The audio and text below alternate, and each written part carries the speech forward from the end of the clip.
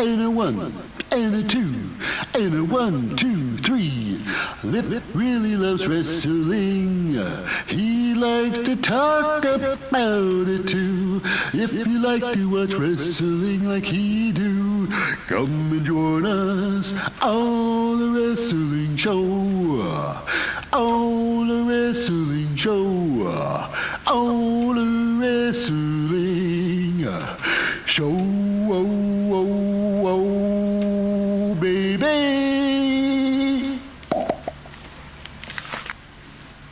Well, welcome to All Wrestling Show. I'm your most fickle host, Lip Hazlewood, and this is a very cynical look back at the latest tapings of Representing the WWE, and live from the Performance Center in Orlando, Florida. It's the NXT air date, July the 4th, 2023. Now, this episode is, of course, the road to the Great American Bash. But before we get into the show, just a quick shout out to the non-competitors. That's right, first and foremost, he's the man that makes all the decisions backstage, removes belts if he needs to. And of course, it's our very own Shawn Michaels, as usual. And of course, getting all the pre-match interviews and all the backstage scoops, we got Mackenzie Mitchell. And of course, lest we forget, it's the commentating crew. It's the play-by-play guys, the hosts, and I even call them the narrators, the whole damn show. They're the team of the two-time Hall of Famer. He is, of course, has the checks and championships on his mind. Shucky ducky quack quack. It's Booker T. And of course, having Booker T's back is the very reliable and the voice of reason and a very tippity-top commentator in his own right. It's Vic Joseph. Vic Joseph. So now, without any further ado-dos, let's get started with the show. But first, a musical interlude. The wrestling show, baby. Okay, now we start to show off a very big, and it's Blare Davenport. Actually, it's Blare Davenport starts off the show, and she's got a big match coming up with Roxanne Perez, who I thought was put on the DL, on the injured list because of Tatum Paxley pile driving her in her head. Regardless, this match is happening. But however, now according to the NXT, it's Blare Davenport. She's been attacking a lot of the women backstage, causing injury, so they're not around. Like Nikita Lyons and Wendy Choo. It's true. So right there, Roxanne Perez wants some revenge on parts of them. So the match is being called out there. Blare Davenport walks out to the ring and then being attacked from behind. Is Roxanne Perez attacking Blare Davenport. Who's seen that coming? I wouldn't see it. Here, just what I think about this. Roxanne Perez, she truly is a genius when it comes to wrestling. She is a architect to wrestling, so you knew this was going to be a good match. And it was a great match. I'd say quite possibly the match of the night. It was that good. And of course, Blare Davenport, she's a veteran. She's been around, the NXT UK, she was an unstoppable force in there. Only thing that stopped Lyra Valkyria was herself with a massive, she fell on her knee pretty good, It's pretty devastating for Lyra Valkyria. But it is what it is, though, right? So now, after that big attack, the match starts anyways. And this was a 12-minute match. A 12-minute match. This was good. A lot of back and forth. Now, what came down to the end sequence, really? The ending of, Roxanne Perez. They took the fight outside of the ring. Roxanne Perez ends up impersonating Otis, 4-point Otis, and ramming herself face first or back first right into the steel steps. That's right, it was the beginning of the end. And after that, it's Blare Davenport taking full advantage and crushing her with her inner thigh. Eat the inner thigh! And she did. She gets her big thud, and that's it pretty much. Blair throws in Roxanne into the ring there, and with her patent, she grabs the arms, and then she pulls you in with. She greets your face with a kiss with her knee. The knee, a kiss of the knee. Mm-hmm. So she puts down Roxanne with not one but a two. Knee lifts to the face, assisted by pulling her in towards her. Mm-hmm. Pretty brutal. Pretty brutal. 1, 2, 3, it's over. Roxanne Perez loses cleanly in this match. Mm-hmm. Big setback for Roxanne, but however, this match was incredible. A very good match. Blair looked great. Roxanne looked good losing. Mm-hmm. Thumbs up all the way. Now, after that, we go backstage with some Mackenzie Mitchell with Ivy Nile, and her thoughts on what's going to happen with her brothers of the Diamond Mine, what's left of the Diamond Mine. You know, Brutus and Julius Creed versus Schism's very own Dyads, Rip Fowler and Jagger Reed. They got a match. Loser, get the hell out of here! Get the hell out of here! Match. So, but before they can talk, it comes to your women's champion, Tiffany Stratton. You know, they need stratinification, stratinified. Doesn't really work there. But regardless, Stratton wants to clarify something. Why aren't you interviewing the champion? Me! So yeah. Ivy's like, well, you know what? You tapped out, and you shouldn't be champion right now. Well, guess what? It doesn't really matter to Thea Hale. Tapped out to Thea Hale, but it comes down to this is true. If the referee does not see it, and she says that, referee does not see it, it never happened. And like every heel wrestler would say, if you do a cheat, if the cheat gets caught, shame on you. If the cheat doesn't get caught, it is what it is. C'est la vie. You ain't trying unless you're cheating. Right? Regardless. The wrestling way. Wrestling motto. Now, real life. A lot of things. Regardless. We talk about wrestling and only wrestling. Yeah. So, after that, we got ourselves a little bit of a thing. Mm-hmm. A little bit of a throwback of what happened with Elias. Mm-hmm. The singing man. I'm Elias. I do the singing. Anyways, it's Baron Corbin. He's in the, this is like a funeral. It's like the, where he's doing the burning there. The cremation. Baron Corbin's cremation. He's throwing in all his gimmicks. Sad Corbin. Happy Corbin. Lone Wolf, Baron Corbin. Maybe even Baron Corbin himself. But he burns all his gimmicks. And what's to come? When we see Baron Corbin next, what's going to be? I'm thinking it's going to be maybe, Ezekiel Corbin? That's right, Ezekiel Corbin. Baron Corbin's younger brother. Okay, so next up, we go into the ring. Now, this one here is the trio of the friendship trio. It's weird. Mustafa Ali came back to NXT to be buddies with Wesley and Tyler Bate. Tyler Bates. It's not Bates, it's Bate. Anyways, so he gets in there. He gets all buddy with the two. Gets Tyler Bate and Wesley to have a match. Egg them on to have a match and have him as a special guest referee. However, that whole shenanigan kabobble ends up with a one-on-one match between Tyler Bate and Mustafa Ali, Positive Ali. Mm-hmm. The one who likes to stab knives in backs. Or does he? Anyways, he's going to try this match here. Was very good. This was a very good match. Probably even better than the Blare Davenport and Roxanne Perez match. This was about 13 and a half minutes. This was fantastic. A fantastic match. Both these wrestlers had some great chain style wrestling. These guys were on top of their game. These guys were both top tier athletes in my mind. You know, Mustafa Ali, he really got nowhere in the main roster.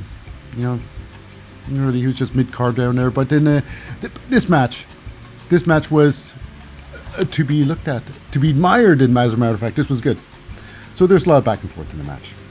You know, a lot of pinning combos where it goes reverses itself. Tyler Bates with the Eat My Nuts pin combo. That's right. Scissoring Mustafa's face. A deep scissor. It's like, you smell my nuts? It's like, I smell, I'm nuts. Regardless, they didn't say any of that. But this was very intense. A lot of ground wrestling, sort of counter wrestling in there. You know, changing submission for submissions, pin for pin.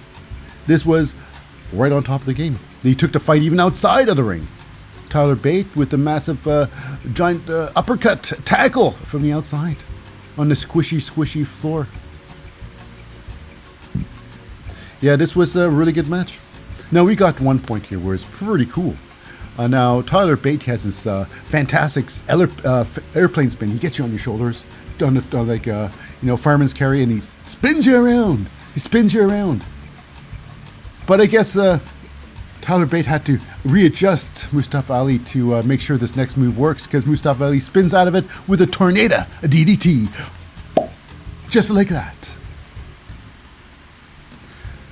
But match goes on, and, Mustafa Ali finds himself outside the ring. Just outside that ring. And then Tyler Bate, he's got to go high flying. And I say this one here, the Tope Suicida, which is, every Tope Suicida is very dangerous. Very dangerous, the most dangerous moves out there. But I'd say there's a degree of difficulties, you know. And Tyler Bate went the most hardcore, most difficult one, over the top rope, where you have to land on your opponent, you know, from above. Very hard. Tyler Bate smooshes Mustafa. But however, seconds later, Mustafa Ali turns things around, and with a not be outdone, but however outdone by, you know, Tyler Bate, Mustafa Ali goes for a Tope Suicida of his own. Now, it's still high risk move, but this time he goes through the second and third rope through there, squashing Tyler Bate. Hardcore, yes. Not as hardcore as Tyler Bate. True as well. Now, here we go. Now, we got this moment here where Tyler Bate decides that he can level Mustafa Ali with his, his slingshot. His slingshot, lariat, where he dives into the ropes. He catches himself in the shoulders. Very high risk move. Very high risk move indeed. You know, very dangerous, of course. If you miss, it's game over. And of course, you know what? Regardless, hits him with the massive lariat. And then he goes for the floating, the spinning, I guess, senton. You know, but he misses. Mustafa moves out of the way. Doesn't get that. Mustafa Ali goes up to the top rope for some sort of move. Then it's Tyler Bate jumps up to the ropes too. And they start squabbling on the top rope. Tyler Bate ends up looking like he was, in control. And next note, he's all wobbly-legged. Like, whoa. And it seemed like for a second there, Mustafa Ali was holding him up, making sure he's not falling. Until, of course, Mustafa just gives him a push, a little pushy push. And Tyler Bate ends up landing, crotching himself on the top rope. And Tyler Bate's not very tall, so when he lands like that, he gets full crotched, baby. Falls into the ring. Mustafa Ali does his 450 splash, ends the match. After the match, he calls out Wesley. Wesley at the Great American Bash. I challenge you at the Great American Bash. And how positive is Ali this time? It's true. Everybody's happy when they win. Anyways, we move backstage, and it's with Mackenzie Mitchell with Mr. AC. That's right, I call him Mr. AC.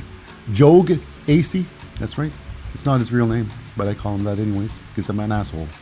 Anyways, he's with Ava Rain, and the whole thing is like, what about the dyads? You put them in a match that could end their career in the NXT, and he talks. Now, he always says that whatever's going to happen, the outcome will only strengthen the schism. You know, it's the right team will leave the NXT. He's not saying names, no names, So we think, oh, is he talking about his team? Like he doesn't care about his team? That'd be great if he did. It'd be great. But Joe Gacy needs the Dyads more than the Dyads needs Joe Gacy. That's just how I see it. Because the Dyads, Rip Fowler, Jagger, Reed, they are, after all, the grizzled young veterans. One of the top tier tag teams in all of wrestling. It's true. But maybe, I don't know, maybe Schism does, maybe the Dyads need Joe Gacy. Who knows? Because without him, where were they? Where were they? They're just jobbers like the, I don't know, the Lucha House Party. So much skill, yet no backup by the higher ups. Anyways, regardless, who's going to leave? Anyways, whatever happens is going to make Schism stronger. It's going to make Schism stronger. So yeah, we move on to inside the ring there with our next match. It's Tatum Paxley versus what's her name? Kelani Jordan. Kelani Jordan. Kelani Jordan. Something like that. Anyways, yeah. Kelani Jordan. I got to get straight. It's her first time in the NXT, and I didn't take enough time to, memorize her name. It is what it is. But however, this match was 2 minutes and 15 seconds. It's a very short match under a commercial break. And commercial breaks were going about 3 minutes these days. And it is, of course, Tatum versus Kelani. And this is what I think. Now, last time Tatum fought, she was fighting Roxanne Perez. And I said earlier, Roxanne Perez was going for pop rocks on, on Tatum, and Tatum dropped down to her knees, pile driving Roxanne on her head. I'm thinking, okay, that's ridiculous. This must be some punishment now. There's got to be some punishment for her recklessness. And this, I think, is. So, yeah, I'm thinking, there's no way, Tatum Paxley's going to win this match. However, Tatum Paxley looks great. She looks like $1 million. She looks great, however. She looks, everything about her. She looks great in the ring. And, however, she's fighting the very young, and Kelani. And she looks put together. But Kelani, however, she's being backed up by with Dana Brooke. Dana Brooke, the veteran Dana Brooke. She's pretty much the last diva. The last of the divas, I think. Personally, I think she's the last diva. I have very little opinion about her wrestling abilities. I think right now, after watching this match for a cool minute, under a minute, I already knew Kelani. I always knew, after the first minute, I knew Kelani was far exceeded the skills of, the Dana Brooke. I think the best thing for Kelani would be to teaming up with a certain Roxanne Perez. Them two, Roxanne Perez and her. Oh my God, Roxanne as her mentor. Who knows? Who knows what kind of potential she can unlock? Because with Dana Brooke, there's no potential to unlock. She's already surpassed Dana Brooke's wildest dreams, what she can do in the ring. Wildest dreams. I'm not being sarcastic on either. Now, Kelani, she's got this dropkick, a standing dropkick, which is pretty impressive. Now, this standing dropkick is just about as impressive as Becky Lynch getting on the top rope. Doing, doing, doing, and then dropkicking off, Becky Lynch top rope dropkick. Either A, Kelani's dropkick is freaking amazing, or Becky Lynch's dropkicks off top rope is pretty lame. You be the judge. I'm just saying, they get the same height. Okay, anyways, moving on. Enough with the bitching and the complaining about the people who, regardless. So we move on now. Kelani, with one crazy move. It is basically a 619 arm drag. 619 arm drag. It was pretty impressive. She goes through the 619, grabs the arm drag out. It was fast. It was fast. It was faster than an oyster hiccup. Something faster than something's hiccup. Faster than a hiccup of some sort. That was quoted. Anyways, we got ourselves Tatum Paxley. She had her moment of shine. She had a massive backbreaker, could have broken Kalina in half. Some good wear down holds. But however, a move rarely seen in the WWE, done by one person, and that's Jeffries,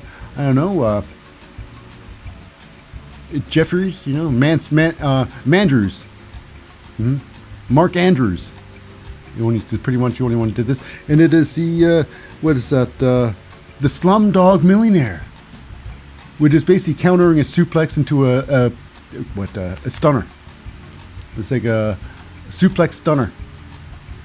So yeah, knocking Tatum Paxley out of her boots. Hula-po! Hula-po! And after that, it's a big pin. The big pin-a-rooney. And of course, after the pin, we got ourselves Cora Jade coming out there. She's all upset about stuff, and we all know why. Because, Kelani, she's got some incredible skills. Incredible skills to pay the bills, baby. There's no... Only thing can stop Kelani is herself. At this point, she's got everything. She's got everything that it takes to go far. Only thing that's holding her back right now is Dana Brooke. Anyways, we got ourselves a little bit of Cora Jade coming out there, running her mouth like she does best. Cora Jade loves to run her mouth, and she's good at it too. She's very good at it. But yeah, she's running her mouth. She's like, you know what? Any friend of Dana Brooke is an enemy of mine. Not exactly like that, but And basically, she's like, you know what? This is Kelani saying, you know what? I got some in the tank still. Let's do it right now, sucker. And of course, Cora Jade's like, well, I don't have anything in the tank regularly. I don't have my kendo stick here. I got a sore on my foot. I haven't eaten since breakfast. I gotta go. So she runs away. So now here we go. After that, we go to backstage with Andre Chase and Chase U. Scooby-Dooby-Doo. And Andre Chase, he's giving special props, a shout-out, recognition, fist bump, sucker, to certain people. And one is Duke Hudson for keeping Chase U afloat, assigning papers, marking papers. Anyways, so the MVP gets the thing. And Thea Hale, of course, for getting Tiffany Stratton to tap out in front of nobody that matters. That's right. I seen it. Oh, look, there's a tap out. It doesn't matter. If the ref don't see it, like I say, blah, blah, blah. Anyways, no one can take out the fact that Tiffany got tapped out by Thea Hale. So, yeah. And, of course, one more thing. It's going to be leading up to a tag team match. It's Andre Chase, Duke Hudson versus once friends and help and step-in trainers. It's Charlie Dempsey and Drew Gulak. Where Drew Gulak and Andre Chase has something in common. But they haven't fought in so long. Oh yes, but Andre Chase was injured. Drew Gulak has no injury, no excuse. Charlie Dempsey, however, he hasn't been in a wrestling ring for a while. It's true. Anyways, this is going to happen next week. Andre Chase, Duke Hudson versus Drew Gulak and Charlie Dempsey. Dempsey wins, Dempsey don't. I don't know what that means. Anyways, our next match. This is the NXT Underground Rules match. Underground match. This means there's no count out because there's no ropes on the ring. So then they can fight anywhere. So it's kind of ridiculous. So it's kind of pointless to have a ring there in the first place. Just take the ring out in general and have them fight in the general area of where the ring should be. And there you go.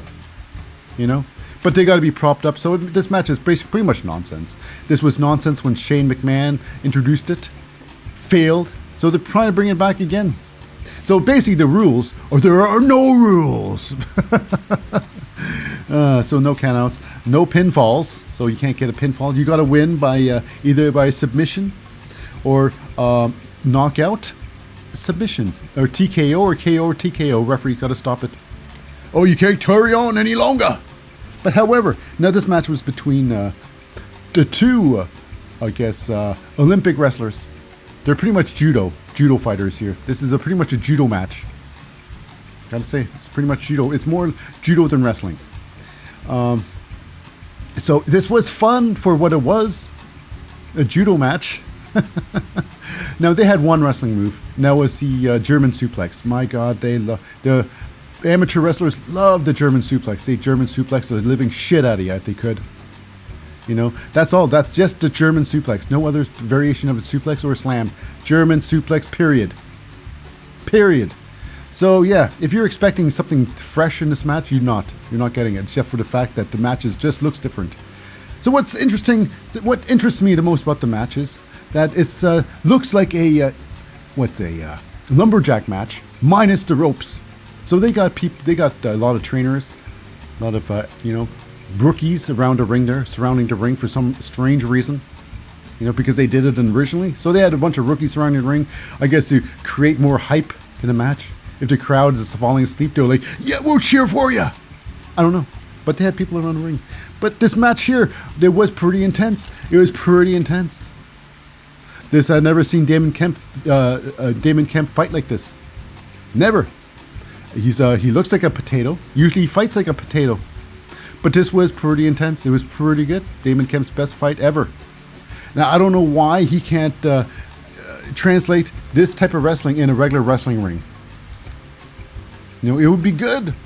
He brings some intensity. When Damon Kemp is intense in the ring, it's pretty exciting to watch. Now, like I say, the best wrestling move is basically the German suplex. Inverted or regular. Like belly to belly. It's pretty much a German, but inverted. In beginning of the match, it's basically Damon Kemp throwing around, Eddie Thorpe, and pretty ground and pound. Now not a ground and pound in the match. Now this is where it gets funny. They take the fight outside for a bit. They fight for a bit outside. Doesn't matter. They don't count it. So it gets hilarious. It's like the kumite. They go outside the ring there, and Damon Kemp grabs a random girl. I'm hiding behind this woman here. Oh yeah, and throws her at him. It's like Ungbak, the fight where the guy grabs somebody, throws him.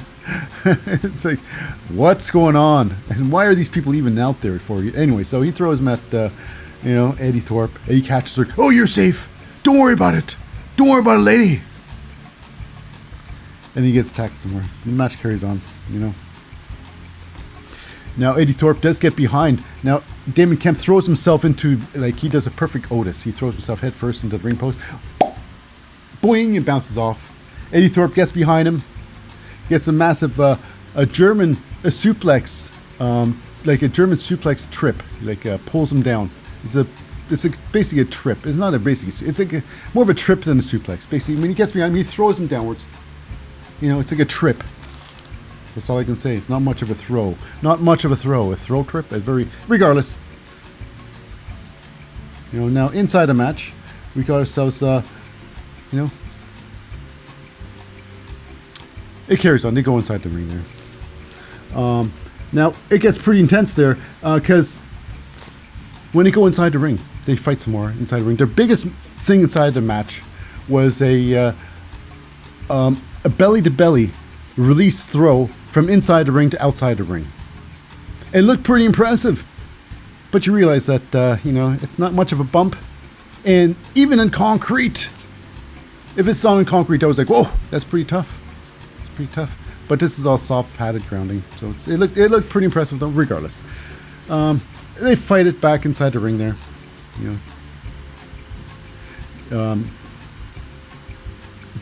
Damon Kemp get the German suplex. It's all German suplexes.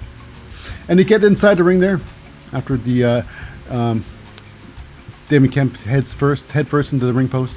German suplex, get back in the ring. And next, it's the rear naked choke. Rear naked choke. Ref stops it with a TKO, techno knockout. He gets him back there choking with the arm, with the backpack choke, and he starts following with the elbows to the head.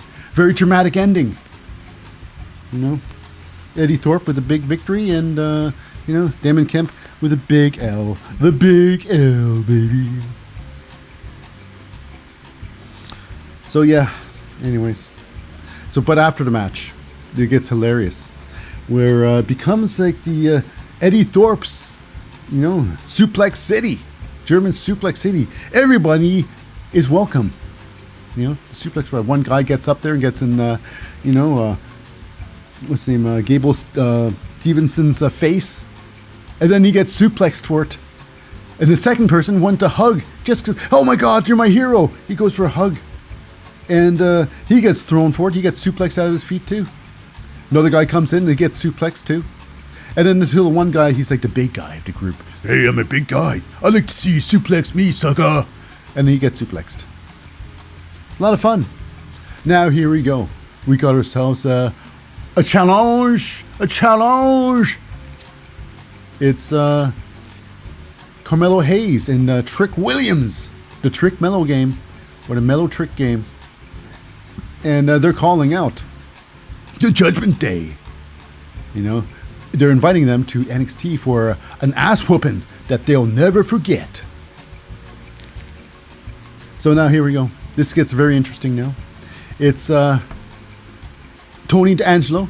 He's in lockup, and he's getting a conjugal visit by not just Channing Stacks Lorenzo, the underboss, but he's getting a visit with Joe Coffey in there too. Now this is just I'm not even sure what's going on here, or I mean I don't know if I even care. I know this for a fact. I'm pretty sure I know this for a fact. When I say this for a fact, I'm making this up because I'm assuming this fact completely that Joe Gacy is injured, and probably injured more so than people would like to let on. So this is a match here. A match is taking place between Joe Coffey and Channing Stacks Lorenzo next week. And this match is this. Whomever wins the match, if Channing Stacks Lorenzo wins the match, Joe Gacy, Tony D'Angelo will be set free. Because somehow, Joe Coffey won't testify or something. I don't know. It doesn't make any sense. But however, if Joe Coffey beats Channing Stacks Lorenzo, Tony D'Angelo will be in jail indefinitely. So yeah. And it was all Channing Stacks Lorenzo's idea.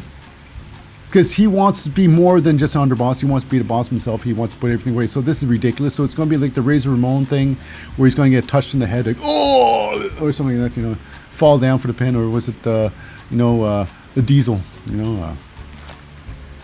So it's like, okay, whatever, that's happening. So I don't know. It's going to be, I don't know.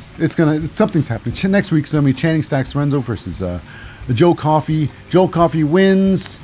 No more Tony D'Angelo. He's in jail forever. Or maybe he's just going to go down to Tony D'Angelo's call, going to the next level, SmackDown or Raw. Maybe. I don't know. But next up, it's just a bunch of nonsense, if you ask me. So, next up, we got our next match. This is Jacy Jayn versus Lyra Valkyria. Now, this is Jacy Jayn was running her mouth on Lyra Valkyria backstage, and Lyra wouldn't have any of it and slapped her in the face, and pretty much this is the match.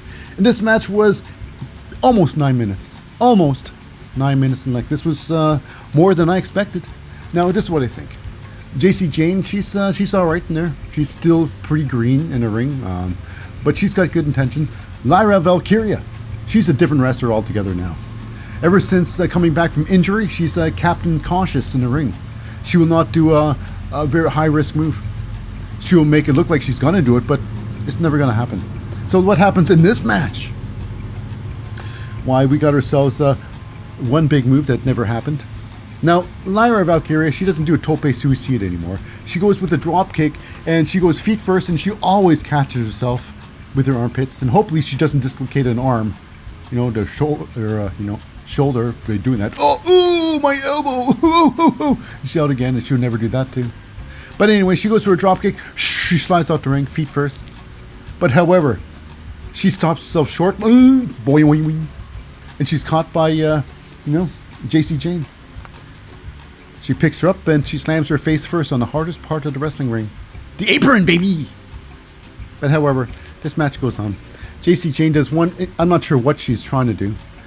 She's trying to set up for the, AJ Styles finisher, the Styles Clash. So Jacy gets the Lyra Valkyria and some sort of crab, some sort of standing Boston crab.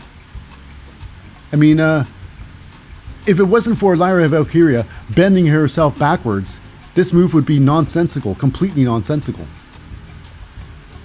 So anyways, Lyra ends up getting out of that move somehow, the nonsensical move by Jacy. Jacy ends, well, things turn around with Jacy Jayn giving herself a cannonball senton on the corner. Lyra Valkyria moves out of the way. They fight on. Lyra Valkyria, her biggest move in the match. I was shocked to actually see this. She does a slingshot leg drop. Slingshot leg drop. Inside the ring, outside the ring, she hits a leg drop pretty good. And of course, it's Jacy Jayn's outside the ring. Lyra Valkyria hits the ropes, and with a massive, not a tope, that's of course the drop kick, and stops herself from going through the ropes with her arms. Wing, wing, wing, wing, wing. Wing, wing, wing, wing, wing. Then she goes outside the ring. They fight a little bit outside the ring. You go back inside the ring. Jacy Jayn is getting prepared for his finishing move. I did not think I'd see this coming. I thought, oh my goodness, is this going to happen? This can't be happening. Lyra Valkyria goes to the top rope and going for her original finishing move before injury was a flying leg drop. Flying leg drop. Now, she goes for a flying leg drop on Jacy Jayn. I'm thinking, oh, I'm going to look like an idiot now. I've been always saying that she's Captain Cautious. And true enough, she pretty much is. She wasn't really getting the move. It just move was being done, looking like she was going to do it. But no one gets hit. Lyra ends up landing on her foot, catching herself, so she's not landing dangerously. I see things. I see these things. Yeah. You were never really going to do the move. It was never really going to be done. I'm calling it out right now because I'm an asshole. Me! Anyways, after that, Lyra's lying down after that big, hitting nobody with a leg drop like that off top rope. That would kill you. That would crush you. Even if somebody was there, it would hurt. So with that, Lyra's on the ground. Jacy Jayn follows up with a standing senton. Never getting the pin. Never getting the pin. After that, Jacy goes for a spin kick, misses. Lyra Valkyria goes with the enziguri, kicking it back in the head. Like that, Lyra Valkyria is just fine. Fine and dandy. Like that. Poof. Enziguri. And then with her spinning kick as a finisher. That's right. No more top rope moves. No more splashes. No more things. No more drops. A spin kick to the head will be enough for Lyra Valkyria for this day. 1, 2, 3, it's over. But however, after the match, it's Jacy Jayn doing what she does best. After losing, she gets the moral victory. Like every time Jacy Jayn really loses, she attacks you. And then she tries to humiliate you after the match. So this time it's Lyra Valkyria. She attacks Lyra from behind, grabbing her little her feathered wings, and then ripping them apart, throwing them on Lyra Valkyria. Lyra, will she just put those together? Or will she go on to something else, like metallic feathers, like Cody Rhodes? He's got these most metallic things on his jacket. They look cool. They look cool. They look super heavy, but they're cool. Anyways, we go backstage. We got poor old Noam Dar. So upset he doesn't have ponytails. And so upset, no ponytails, no French braids or ponytails. Oh, he's so upset. He's got separation anxiety. No Heritage Cup. Boo-hoo! Le-boo! Le-boo-hoo! But however, it's the Meta 4. Him included. The three of them. Oro Mensa. Shakira Jackson and Lash Legend coming to console the poor Noam Dar. Let's go, buddy. Let's get some happy time together. I'm not sure what they're going to do. Maybe go to a pub. Shoot some pool. So now here we go. We go with Kiana James backstage here. She goes to what you would think is her office. And because her attack on after the match with Gigi Dolan, splashing her with blue and orange paints. Mets paint colors. Damn it. So perfect color paint. So she goes to a locker room and finds they call it her locker room, all damaged up. Kiana James' locker room all damaged up. But we all know Kiana James walked into the wrong locker room. This is Gigi Dolan's locker room. Styled by Gigi Dolan herself. Styled by herself. So yeah, this is going to be on something. Gigi Dolan, Kiana James, part 2. So we cut into the ring here. Apparently, it was Javier Barnell running his mouth on, what's that, Mr., Robert Stone and, Von Wagner. And you see they're fighting towards the ring area. Von Wagner taking Javier to task. Now, Von Wagner hasn't had a wrestling match in months. It's been a long time. Does this count as a wrestling match? Him throwing around Javier Barnell? Going to throw him through the table, but Robert Stone's like, no, don't do it. Take it in the ring. Take it in the ring? I mean, you think if he takes it to the ring, they're going to start a wrestling match just like that? Well, it's the WWE. They have done it before.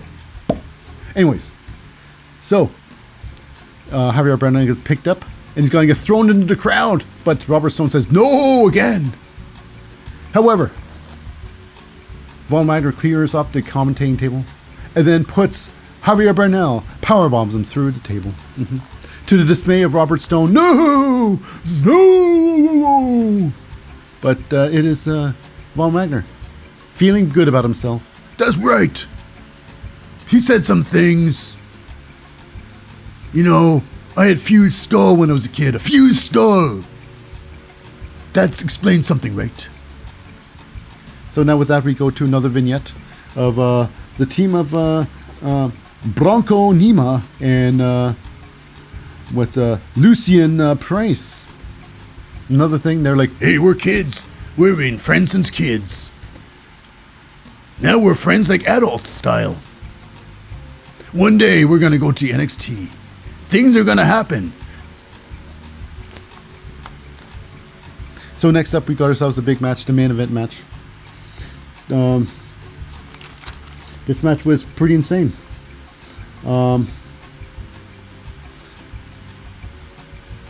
This was like 25 minutes long. This was a crazy length match. This was, now, this is a tag team match.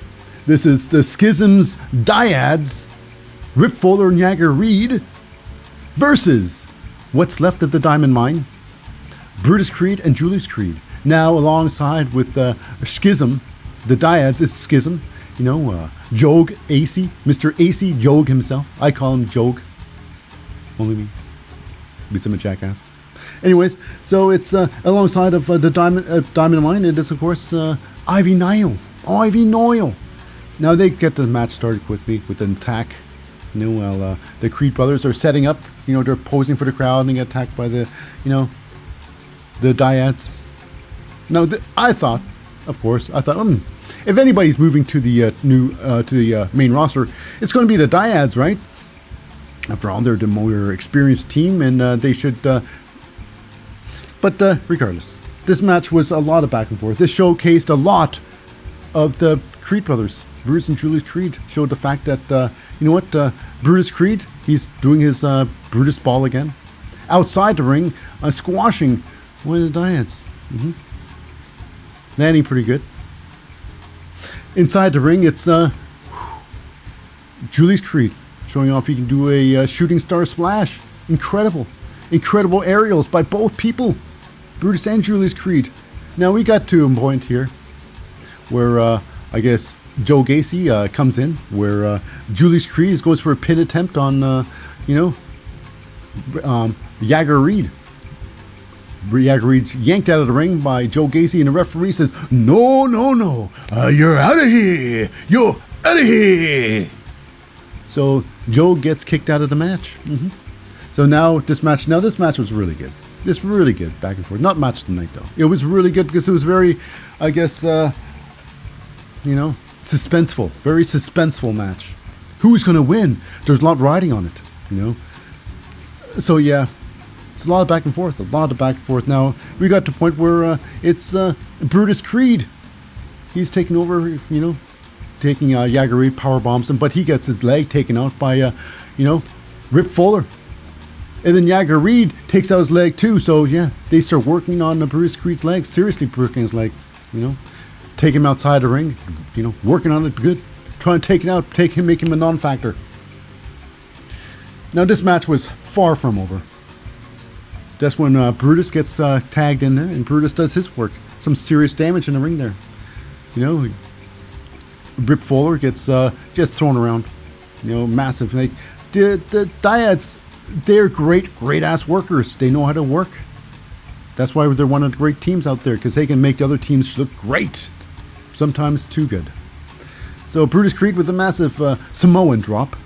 And then, a 450 splash. A 450 splash by the big man Brutus Creed, showing off that he has the skills to pay the bills.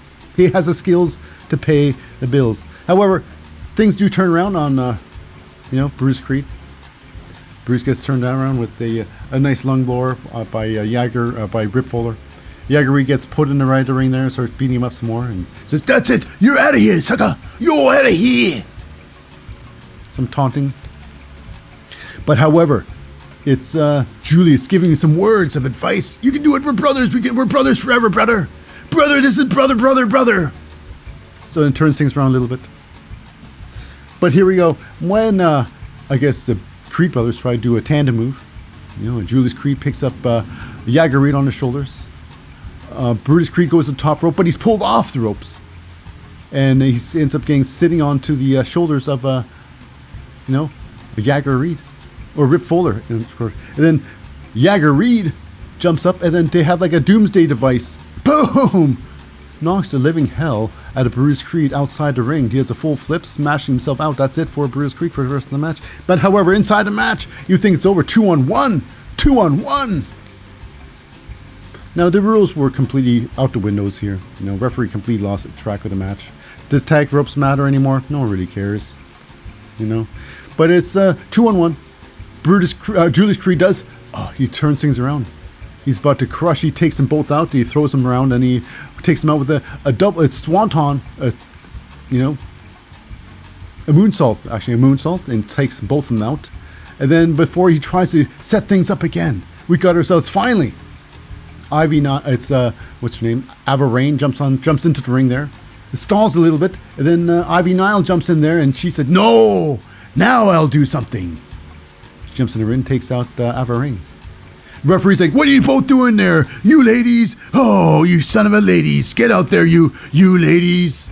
He follows them out to the ring. He turns his back completely on, Julius Creed in the ring. And then lo and behold, a masked man wearing a red hoodie jumps in the ring there. I don't know. He could be Joe Gacy coming back. I wonder who could it be? Who could it be? I mean, Joe Gacy got ejected. He just comes back with a stupid mask and hoodie. And he headbutts, I bet it's a loaded, his little flimsy plastic mask. Loaded, I bet. And he headbutts Julius Creed in the face and leaves, runs away like a thief in the night, like a coward in the dark.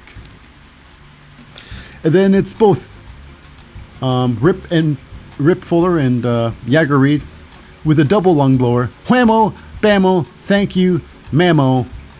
It's done. Rip Fowler gets the pin on Julius Creed, and that is it for the duo.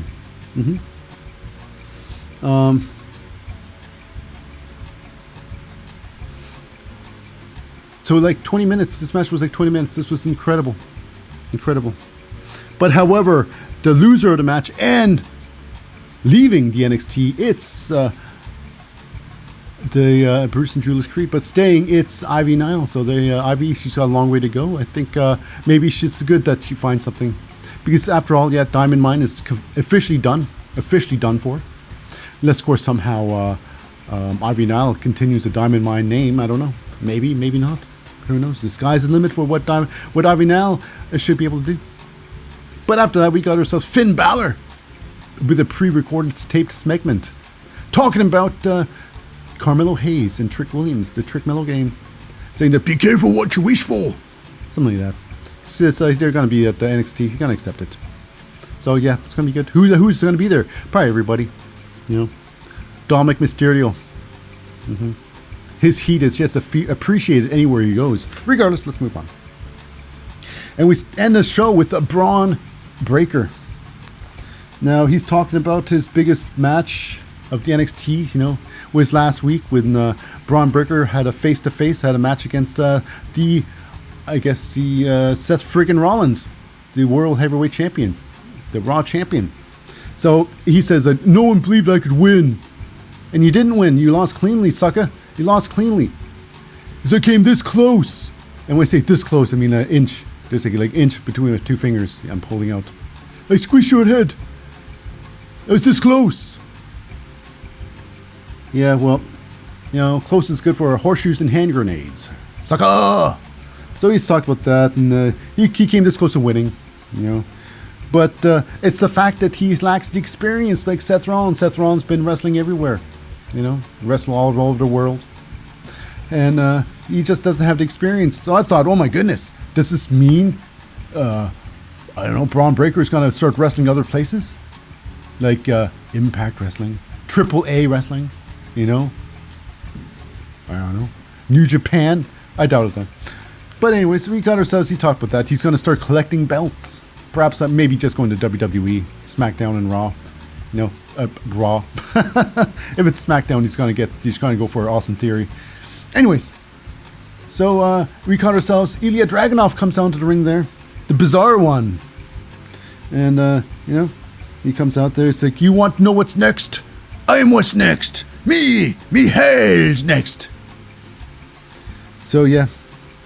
So basically, he feels that Ilja Dragunov feels that Braun Breaker is, in a way, if he beats Braun Breaker, that's his fast track to becoming the #1 contender for the Carmelo Hayes' NXT championship. So yeah, he's talking to, you want to talk about the most dangerous man in the NXT? I am him! And the attack. So that closed off the show. Them fighting it up. All the people who's in there, all the trainees run back in there, all the officials run in there, break it up. To no avail, they all got beaten up. And they start fighting some more, and it's a big ending to the match. A big ending to the match. It's true. Now, that ends it for this week's episode of the NXT. Now, for you YouTube listeners, we'll see you in another video. But for the podcast listeners, we'll be right back with some SmackDown right after this very short break.